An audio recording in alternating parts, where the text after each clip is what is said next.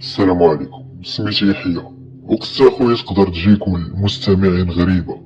تزاديت وسط عائلة بسيطة، والديا كانوا ناس دراوش، أنا الكبير عندهم، ناس ما قاريينش، ولكن واخا هكاك واعيين. الوالد كان كيخدم في الزليج، أما الوالدة كانت مقابلة الدار. وعلى حساب ما عاودات الوالدة، فمن نهار سكنوا في ديك الدار وشي أمور غريبة كطرا معاهم. دار قديمة بلدية شوية، كان كرهها الوالد منين يلاه جاو للمدينة هو والوالدة، وصافي مول الدار خلاها لهم بداك الثمن البسيط وما بغاش يزيد عليهم، حيت حتى والديا كانوا ناس دراوش شادين انتقارهم ما كيجبدو صداع مع حد. ديك الدار كانت عامرة بيهم حيت شحال وهي مخلية ومسدودة، حتى جاو والديا وسكنوا فيها. الوالدة كانت كتبقى في الدار بوحدها، أما الوالد كيخرج يخدم.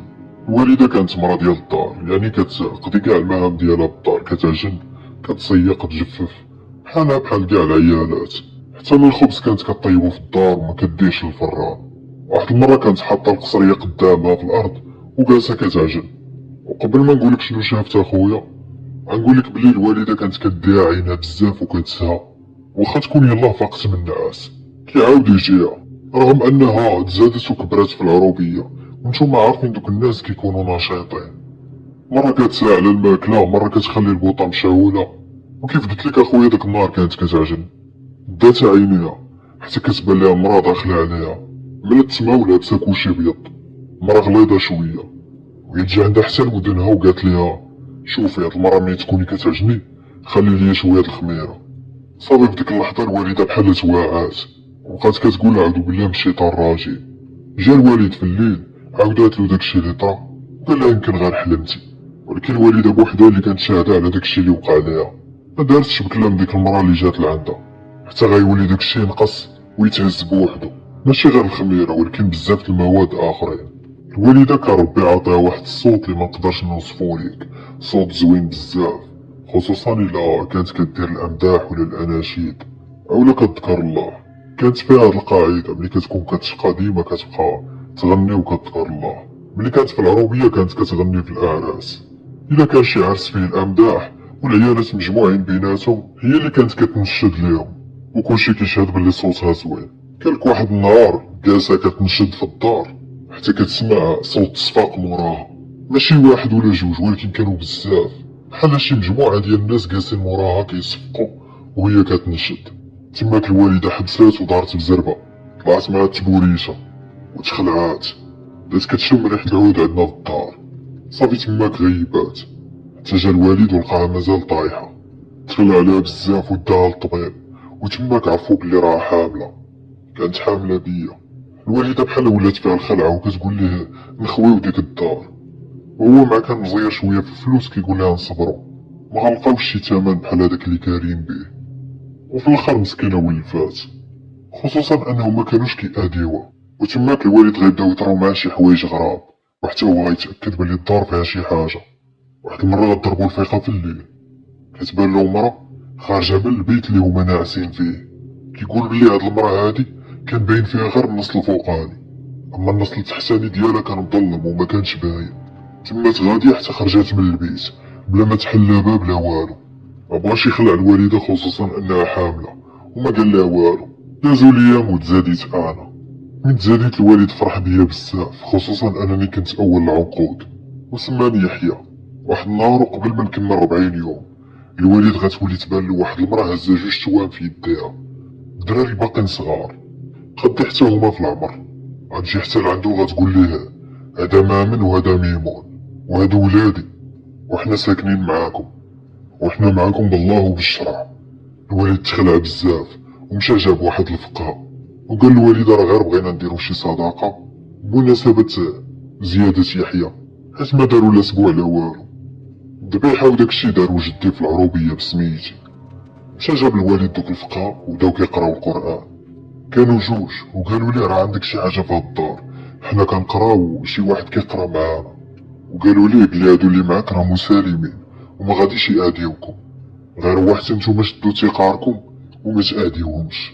سولو الوالد كيفاش، قال ليه ما تخليوش الدار موسخة، نقيوها مرة حلو الشراجم، طلقوا القرآن، طلقوا بخور ريحة زوينة، وفي الوقيته د الليل نقصو من الصداع. صافي الوالدة والوالد تفاهموا بيناتهم وقرروا يبقاو في ديك الدار. انا بديت كنكبر وحليت عيني على داكشي. في صغري وفي الفترة ما بين 3 سنين و5 سنين، اخويا ما كذبش عليك، كنت كنشوف جوج دراري صغار كيتشابهوا، غير هما عينيهم في شكل ماشي بحال ديالنا، كانوا عينيهم مقاربين بزاف، كانوا قدي تقريبا في السن ولكن كيبانو كبار في عقلهم. كانوا كيبقاو يلعبوا معايا وكيونسوني، حتى كيقرب يرجع الوالد عاد كيمشيو في حالهم، ما كنعرفهم لا منين كيدخلوا ولا منين كيخرجوا. ديما الوالدة فيما كانت كتجي تطلع ليا كتلقاني كنهضر بوحدي، اللي كانوا كيجيو عندنا شي ناس وهما محاملين الناس ولا ناويين لينا على الشر، تصور خويا كيكونوا جايين باغيين يباتوا حتى كيصدقوا كيمشيو في حالهم من الساعة الأولى وبدون سبب. شي كيقولك حكا تخنقت عندكم في الدار، وحدين آخرين كيقولك عندنا شي شغل وخصنا نمشيو. المهم قليل فين كيبات عندنا شي واحد، حيت هما أصلا ما كانوش كيحملوا الزايد معانا في الدار، موالفيننا غير حنايا وعارفين بلايصنا. أنا كبرت على واحد العادات في الدار، ما كيخصنيش نغوات، ما كيخصنيش نمشي كنجري ولا نبقى نقز من بلاصة لبلاصة ولا نخلي الباب ديال الطواليط محلول. داكشي كامل تعلمتو من والديا، ويا ريت مبقاش عندي العقلية ديال الصغر.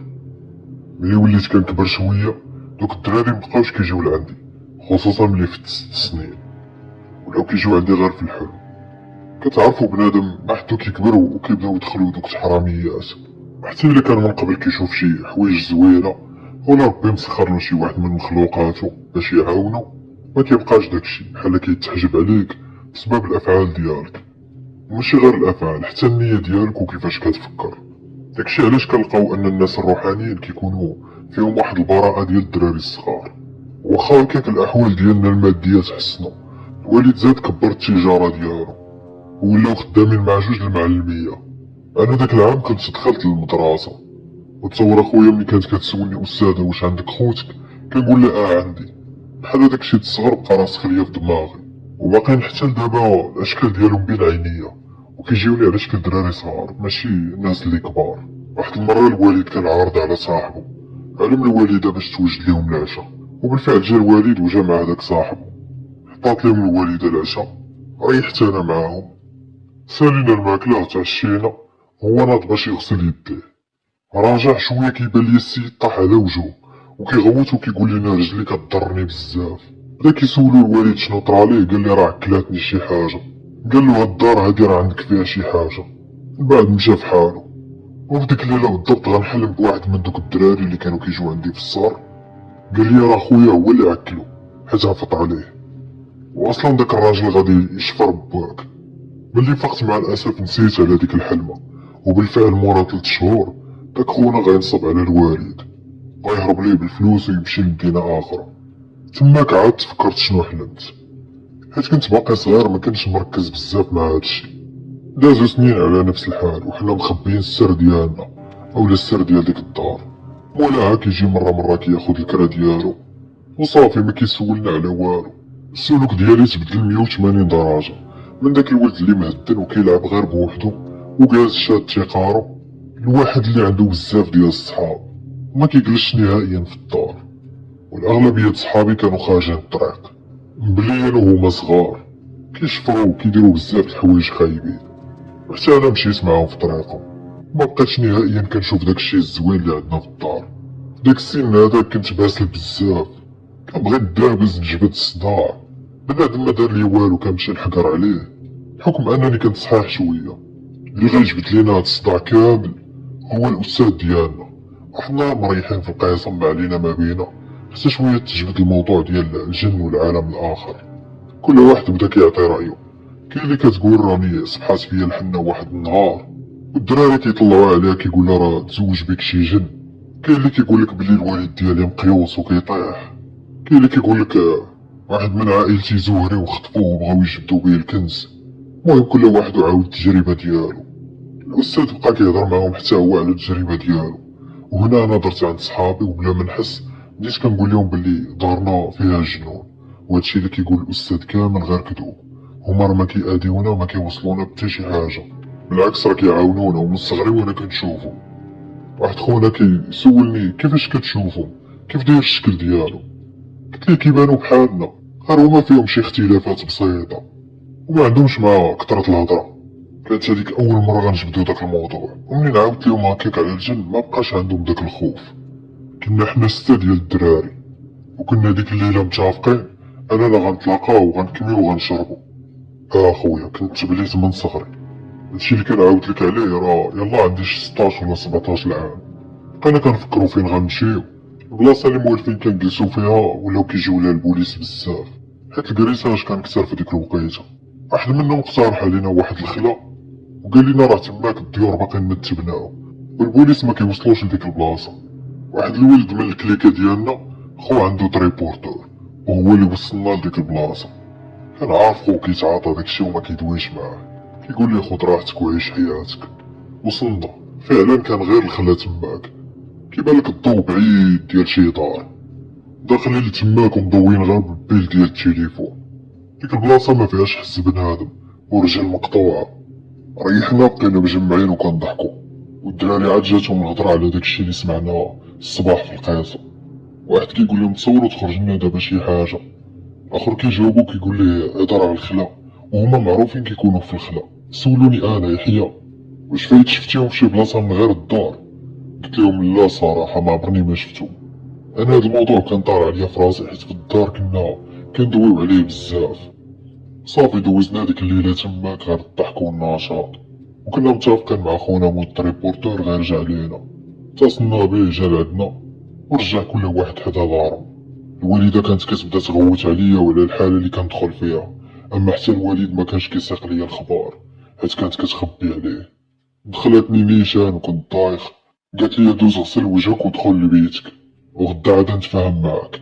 صباح الصباح الوالده غوتات عليا وقالت لي باغي تخرج على راسك وعلى حياتك. ملي كنت كنسمع الهضره ديالها كيأنب لي ضميري شويه، ولكن غير كنخرج كنسى كاع داكشي اللي وصاتني عليه. رجعت تاني كنتلاقى بالدراري صحابي، خصوصا داك الصيف دوزتو كامل في ديك البلاصه المهجوره، ولات هذيك هي بلاصتنا. وبعض المرات حتى لما بغى يمشي معايا حتى شي واحد كنمشي غير انا بوحدي. غيبدا معايا الرعب في صيف 2011. واحد الليله كنت ناعس كنسمع صوت الكلاب في ودني شويه حتى كتبدا تبان ليا واحد الحاجه غريبه. في الاول كان بحال الضو كيمشي ويعاود يجي، بدا داكشي كيتشكل قدامي. راجل واقف فوق الفراش، وجهه خضر، عينيه صفرين وما عندوش الودنين. هكا شفتو اخويا وكنوصفولك كيف ما شفتو.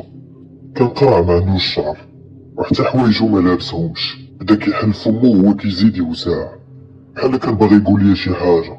كنت باغي نوض نخرج وما قدرتش، يديا تعقرشو عليا، صباعي بداو كيتسطواو راسهم وفمي نشف بقوة الخلع. واحد اللحظة خويا كنحس براسي تدفعت من فوق الفراش وتلاحيت للارض، وما عرفت شنو اللي دفعني. كندور ما كنلقاش داك الراجل، بحال كنت غير كنحلم. الصباح فقت مرفوع ما كندوي مع حد، الوالد كيحاول يضحكني بحال ديما وانا غير ساهي. من مورا ما مشى الوالد الوالده ناضت ليا وبدات كتغوت وكتقول لي شاد الحاله وليتي فيها. عطاتني القران وقالت لي توضا وسير صلي وقرا شويه. كنقسم لك اخويا والله مشيت توضيت وصليت، كنرجع كنلقى القران محلول. وسولت الوالده قالت لي بلي ماشي هي اللي حلاتو، ولكن الغريب اكثر هو غير شفت ديك السميه د الصوره وانا العواج كان محلول على صوره النور. من تماك ما بقيت عقلت على والو حتى كنحس بالوالده كتفيقني. كنت باقي ما توعيتش مزيان، كيبان ليا داكشي واقف مورا الوالده كحل، واحد الوجه مخصر وداير فيا واحد الخنزيره كتخلع. بديت كنغوت، هي شدات فيا عنقاتني وكتقول لي بسم الله عليك ولدي. ومني بدات كتقرا القران داكشي اللي في الداخل ديالي كيقول لي قول لها تسكت ولا غنصفيها ليها. راه عندي العافيه، عندي العافيه في يدي. اليوم الحلقه قول لها تسكت. هكا كان كيدوي اخويا، وبكثرة ما كان كيعاود لي ديك الهضره في الداخل ديالي وليت انا كنقولها. الوالده تخلعات وانا تبعدات مني، كنقول لها انا غادي نحرقك غنحرقك. ملي جا الوالد وعاودات له جابوا لي واحد الفقيه، ونيت دوك الفقهاء اللي كيعرف الوالد قراو عليا ولكن ما تحركات فيا حتى شي حاجه. كان بان عادي طبيعي ما غيبت ما والو، كنسمع دوك الايات اللي تقرا. قال الوالد بلي ما عندي والو، تقدر تكون غير شي عين ولا حسد، خصني نبقى نحصن راسي وصافي. الوالده قالت لي تقدر تكون داكشي اللي كتكمل هو اللي دار لك هكا. وفعلا ديك الايامات قطعت الجوانات وقطعت الخروج، مبقيتش كنخرج باش نتأكد. حابس راسي في الدار وكل ساعة كنسمع القرآن. مع ديك الوقيته نتوما عارفين مكانش عندنا شي حاجة كتيرة باش نتلاها. كان الوالد دار ليا تلفازة في بيتي باش نبقى نشوف الماتشات. كاس كنتفرج ما عليا ما بيا، حتى شوية كتبان ليا شي حاجة كحلة طالعة مع الماريو، واحد السرعة لي خيالية، ماشي شي حاجة صغيرة اللي تقول عليها مش ولا فار، لا هادي شي حاجة كبيرة. والمشكل مقدرتش نشوفها ولا نميزها مزيان، حتى كنسمع واحد الخبطة فوق الماريو. قلبي كان غيسكت، نط طلعت فوق الفراش وكنطل فوق الماريو واش تبان ليا شي حاجة، ولكن ما كان والو. واش تهيأ لي، واش حماقيت، ما عرفتش. واخا كنت قطعت داكشي اللي كان كيخليني نهلوس، رجعت كنشوف دوك الدراري التوام اللي كانوا كيجيوني في الصغر، ولكن ولاو كيجيوني كبار وشارفين، لابسين غير واحد الدرابل، جلال بيضين، ولكن بقوة ما كانوا موسخين كيبانو فحال الا كحلين. حتى وجوههم ما كانوش زوينين، كانوا مخسرين. بداو كيقولوا لي انت اللي دخلتيهم علينا، انت اللي بغيتي تجري علينا. كنقول لهم لا لا، نتوما راكم خوتي وانتوما عزازين عليا، ما غاديش نجري عليكم. وراوني واحد الصورة كنشوفها قدام عينيا بحال ظهرنا كتحرق، وبحال داك الراجل اللي حلمت بيه هو اللي كيحرقها. قالوا لي شوف حنا شنو كنشوفو. وفي ديك اللحظة فقت، كنلقى راسي طايب بالسخانة. ديك الايامات كان جدي عيا من العروبية، صافي خلا واحد عمامي هما اللي مقابلين ليه الارض، وجا عندنا للمدينة. جا معاه واحد ولد عمي تقريبا قدي ولا كبر مني بشي عام. انا ديك الساعة كنت مريض ومغير، وما حامل نشوف حتى شي واحد. بنادم غير كيشوف كيبقى عليك مالك ضعافيتي، مال عينيك ولاو هكاك، من وجهك دخل. راكم عارفين المغاربة كيف دايرين. حتى شوية كنوض، كنا جالسين كنتغداو، نضت وقفت على رجليا، كلشي بقى كيشوف فيا. شفت في جدي واحد الشوفات خلعاتو، وقلت ليه انت مالك، انت مالك، سكت ولا غادي نعوجك، كتفهم. والصوت ما كانش ديالي. الوالده قالت لي بلي صوتي كان غليظ. كنقول لها انا راه كبر منك، انا كبر منك، شكون انت باش تغوت عليا. الوالد ناض وصرفقني، وفي ديك اللحظه عاد رجعت للوعي. لقيتهم كلهم كيشوفوا فيا. الوالده جراتني للبيت، كتقول لي ولدي مالك، ياك ما خديتي شي حاجه. كنقول لها ديك الله الوالده انا محبوس في الدار من شحال هادي، ما كنخرجش، مني غيجيني داكشي. قالت لي ما شفتيش كيفاش دويتي مع جدك، راه تقلق وجالس كيجمع في حوايجو، حشومه هادشي اللي درتي باك عمرو ما غيسمح ليك. قلت له راه ماشي خاطري، ما كنتش واعي داكشي اللي كنقول. انا كنت كنسمع، ولكن باش نتحكم اولا نسد فمي ما كنقدرش. وليت عصبي بزاف. خرجت طلبت منه السماحه، والوالد بقى عليه حتى قنعو باش يبقى معانا. ولاو كيجيوني شي افكار خايبين، بحال شي واحد كيوسوس ليا باش نوض نقتل عائلتي. داك ولد عمي اللي جا مع جدي زهري من الام ديالو، وقال لهم بلي حلم بيا داخل مع الباب ومدخل معايا واحد الكلب عور كحالو كله موسخ، وداك الكلب دخل عندي للبيت. تماك بداو كيشكو في التصرفات ديالي، خصوصا ان داك الولد كان ديما احلامه مضبوطه، وكان سبب باش يثقوا بيا والديا.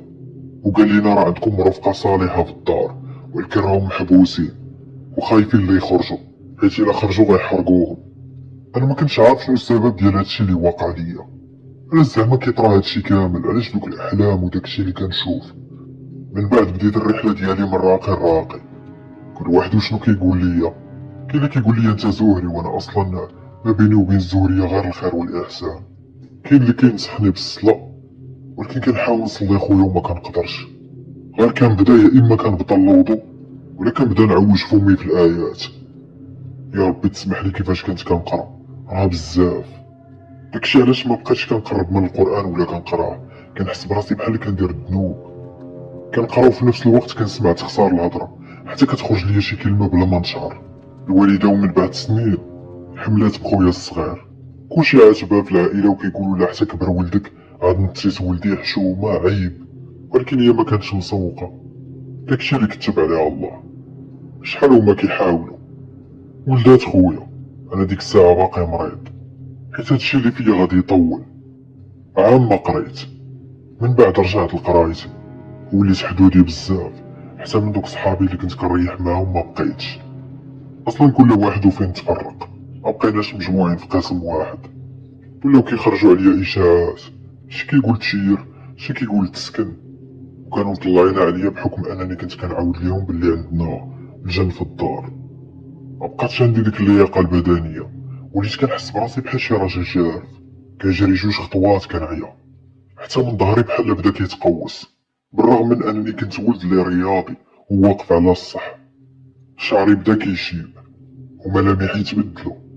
تصور معايا ولد عنده 18 عام بدا كيتكمش ليه وجهو، اللي شافني كيعطيني كتر من السن ديالي وكيقول لي مستحيل انت يكون عندك السيزياء.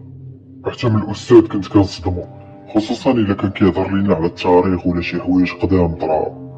انا براسي ما كنعرفش دوك المعلومات منين كيجيو، ما عمرني ما قريتهم في شي كتاب ولا عرفتهم.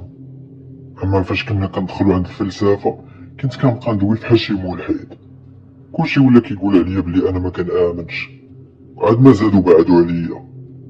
واحد الليله خويا، كان خويا الصغير تقريبا عنده شي 2 ولا 3 شهور، انا ما كنتش واعي بهادشي اللي غنعاود ليك، ولكن قالتو لي الوالده بالحرف، ضربات الفيقه في نص الليل. خويا كان ساكت وما كيبكيش، ناضت باش طمأن عليه، شعلات الفيوز اللي كان حداها، حتى كان بالي انا واقف مقابل مع خويا. قالت لي بلي كنت كنشوف فيه شي شوفات خايبين مستحيل يكونوا ديالي، وبلا ما نطق بحتى شي كلمه رجعت لبيتي باش نعس. الصباح كتقول لي شنو ديك الخلعه درتي ليا، علاش دخل عليا للبيت؟ بديت كنقول لها والله الوالده ما كنت واعي بداكشي، ما حسيتش براسي باش خرجت من البيت. قالت لي هادشي راه بزاف، شي نهار تنوض تقتلني انا ولا تصفيها لخوك. حتى الوالد ما كانش بايت معانا، كان مشى عند جدي العروبيه. تخلعت بزاف وبدات كتعيط للوالد وكتقول لي خصك ترجع. دازو دوك اليومين وانا ساد عليا غير في البيت، وليت خايف على الوالده وعلى خويا الصغير. كنت ما كنحس براسي حتى كنلقى راسي داير شي حركه غريبه، كنت عامل مع الجسد ديالي بحال شي واحد شارف. كنتمشى بشويه وكنشد في ظهري، كنبغي نعكز على شي حاجه باش نوقف. جا الوالد وبدا كيقلب ليا تاني على شي فقريه، حتى صدق جاب واحد خونا الاصل ديالو من بني مسكين، لعتو ليه غير شي ناس. داك خونا جا، ولكن عينو كانت بحاجه اخرى. قال الوالده انت راك زهريه وعندك الجن مسخر وتقدري تخدمي به الا بغيتي. الاغلبيه اللي قال ليها كلهم عيالات، يعني اسماء جنيات معروفات في المغرب. قال لي راهم ما كاينينش في الدار، ولكن راه معاك نتيا، وفيما مشيتي غادا تلقايو. بدا كيقرا عليا وما تحرك فيا والو. نسيت ما نقولك اخويا بلي ديك الايام وليت كنحماق على اللون الكحل، وفيما مشيت كتلقاني لابسو. حوايجي كاملين خرجتهم وكنخلي غير الكوحل. وليت نبري بديك الموسيقى ديال الميطال، كيحمقني توصل 12 الليل ونديرهم في الكاسك ونبقى نسمع ليهم. نتوما عارفين الاغلبيه ديال دوك الاغاني كيحتويو على كلمات شيطانيه، وهادشي كان كيخليني عرضه للمزيد من الشياطين والجن، خصوصا السفليين. نسيت ما نقول لك، يومين قبل ما نوقف على خويا ديك الوقفه، قبل ما يرجع الوالد، كنت ناعس بيتي حتى كنحلم بشي وحدين دخلوا عليا. كانوا افارقه وجههم كحل بزاف، وما كانوا لابسين والو، هازين في يديهم المعازيف.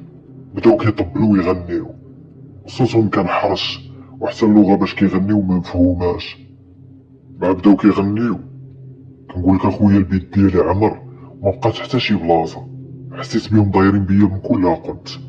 الجو تقال وانا بديت كنتخنق وكنقول صافي غنموت. كنت كنفكر غير نشهد، ولكن حتى الشهاده مبغاتش تنطق ليا. وبالرغم من انني خفت، الغد لي عاوتاني تصنت لداك الشيء. رجعوا الفقيه اللي جابوا الوالد على قبلي، اللي ولا كيوسوس للوالده وكيدخل ليها شي هضره اللي ما كانتش عارفاها.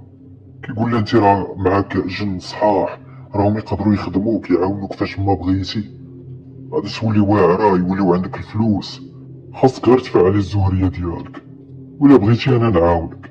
نساني انا كاع واش كاين. الوالد تعصب عليه وقال لي شنو هاد الشي، دابز معاه وبقى كيقول لي خرج عليا ما تقولش لمراتي هكا. وهو مبغاش يتفك علينا، لدرجة انه في الاخر ما لينا سحر في الدار عاد مشى. كان باغي باي طريقة يجر الوالدة لعندو. هي مسكينة ديك الايامات بحال طرفعات، حتى خويا الصغير مبقاتش كديها فيه. كنكونو جالسين حتى كتجبدنا داك الموضوع، ولات كتقول لينا خصني نزور، خصني ندير لهم الصواب ديالهم، عمر الوالدة ما كانت كتقول هاد الهضرة. الحاجة الوحيدة اللي كانت مبلية بها هي الذكر والقرآن، وكيف ما قلت لك دوك الأناشيد. ديك الأيامات كان عندنا واحد السبوع في الحومة، واحد المرا يلاه ولدات، وفي الليلة اللي غتولد فيها الوالدة كانت حلمات بديك المرا الشارفة، ديك المرا اللي كانت كتجيها شحال هادي لابسة الأبيض، وقالت لها شوفي غتمشي عند فلانة وغتقول لها تسمي ولدها على ولدي، وإلا ما سماتوش على ولدي ما تلوم إلا راسها. كانت هي نفسها المرا اللي حلم بها الوالد واللي قالت له دوك السميات. مشات الوالدة وصلات لديك المرا الهضرة، وصدقات سمات ولدها ميمون، واخا ما وافقش لها راجلها على هاد السمية، ولكن كانت خايفة على ولدها، خصوصا انها كانت كتآمن بهاد الشي تا هي. اما انا خويا في ديك الايام كنت باقي كنعاني، ما شديتش الباك، مشيت قريت غير بالنيفو، كنت باقي عيان ومريض، ما كنقدرش نتمشى المسافة طويلة، ضروري من شد طاكسي عاد نمشي للمدرسة. واحد خونا روحاني جابو لي الله كان كيقرا معانا، وهو اللي قال لي بلي عندي واحد الجن شارف ساكنني، حيت تخطيت واحد السحر مدفون في شي خلا، وفعلا ما رجعت بيا الذاكرة اللور. تفكرت الخلا اللي كنت كنريح فيه وقلت يمكن نكون بصح تخطيت شي حاجة. جبتو معايا للدار وجاب معاه حتى ولد عمو كيفهم في هاد الشي، قالوا لي فعلا راك تخطيتي شي حاجة، امك ماشي زهرية غير عندها رفقة صالحة وصافي. وحتى هاد الدار كانت عامرة بالجن المسلم، ولكن جريتو عليهم بسبب داك المارد اللي جبتيه معاك. عاودت لهم كلشي ولقيت كاع داكشي اللي كانوا قالوا لي راه صحيح، حتى من السحر اللي عندنا في العتبة واللي رشوا لينا داك الفقيه حيدوه لينا. الحمد لله مبقات عندها حتى شي حاجة في الدار، وحتى انا مورا 4 شهور كنت تحسنت ورجعت الصحة ديالي كيف كانت. دابا اللي نقدر نقول لكم من هادشي كامل هو ديك الفجوة اللي هضرت لكم عليها في الاول كانت هي الخلا وداك السحر اللي تعرضت ليه. اما بالنسبة لدوك الرفقة الصالحة اللي كنت كنشوف في صغري فبالنسبة ليا كانوا نعمة من عند الله، والحمد لله حيت رجعوا ليا. يمكن هادشي د الوالدة ولكن راه قايسني حتى انا.